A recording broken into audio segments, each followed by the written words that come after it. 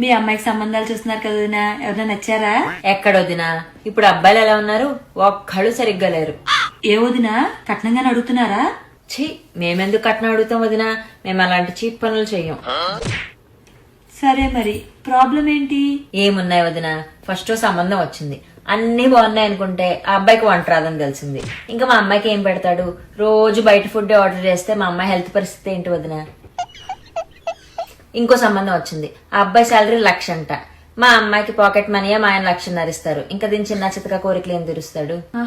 పైగా పెళ్ళయ్యాక వాళ్ళ పేరెంట్స్ తో ఉండాలంట. అంతోటి దానికి పెళ్ళెందుకు, మా అమ్మాయి మమ్మల్ని వదిలి వెళ్తున్నప్పుడు ఆ అబ్బాయి కూడా వాళ్ళ పేరెంట్స్ వదిలి రాలేడా? ఆయన ఈ అబ్బాయిని అనలేము వదినా, వాళ్ళ తల్లిదండ్రులను అనాలి. మరీ ఇండివిజువాలిటీ లేకుండా పెంచేశారు. అంతేలే వదినా. ఆ అబ్బాయి ప్రాపర్టీస్ అన్నా మా అమ్మాయి పేరు మీద రాయాలని చెప్పాం వదిన. ఇప్పుడు రేపు పొద్దున మనకి ఏదైనా చిన్న చితక గొడవ అయిందనుకో, అలిగి వచ్చేసింది అనుకో, మరి భరోసా ఏదోటి ఉండాలా లేదా?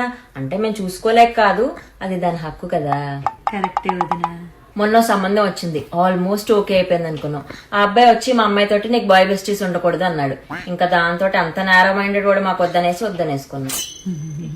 మా అమ్మాయికి పెద్ద కోరికలేం లేవదినా, ఆ అబ్బాయి మినిమం 6 feet ఉండాలనింది. అంటే ఇది 5 అడుగులే అనుకో, కానీ అమ్మాయి అడిగిన ఆ మాత్రం కోరిక తీర్చలేమా? సరే వదినా, నీకేమైనా తెలిసిన మంచి సంబంధాలు ఉంటే చెప్పు.